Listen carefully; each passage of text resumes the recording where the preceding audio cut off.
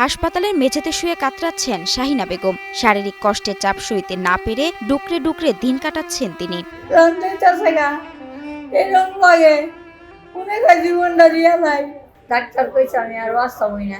অসুস্থ শাহিনার পাশে বসে চোখের জল ফেলছেন তার অসহায় বৃদ্ধা মা মমতাজ।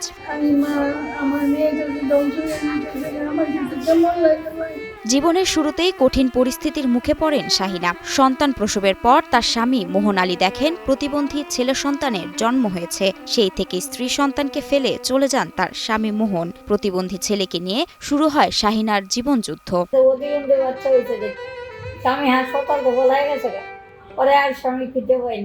একটাই সন্তান, এই সন্তান হাতছাড়া করিয়ে নেই, নিজের লগে লগে রাখছি, লগে লগে পাগলের মতো সন্তান থেকে মনে হয় সন্তানে আমার ডাহে।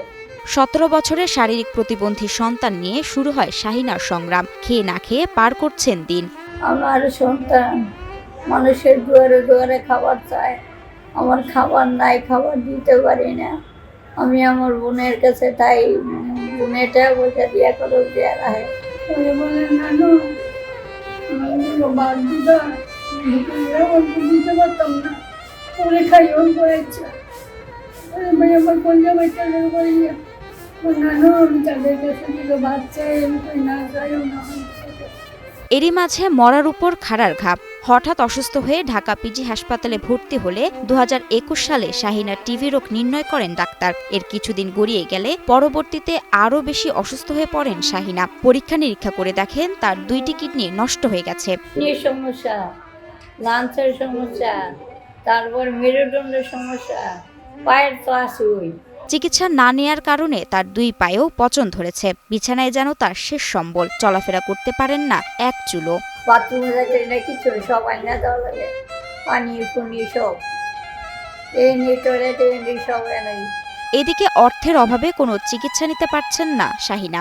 অনেক টাকার ওষুধ কথা তো না, একটা বড় ওষুধ লাগে, দেওয়ার মতো নাই। একবার ওষুধ খেলে 3 বার খাই না, 3 বার খেলে একবার।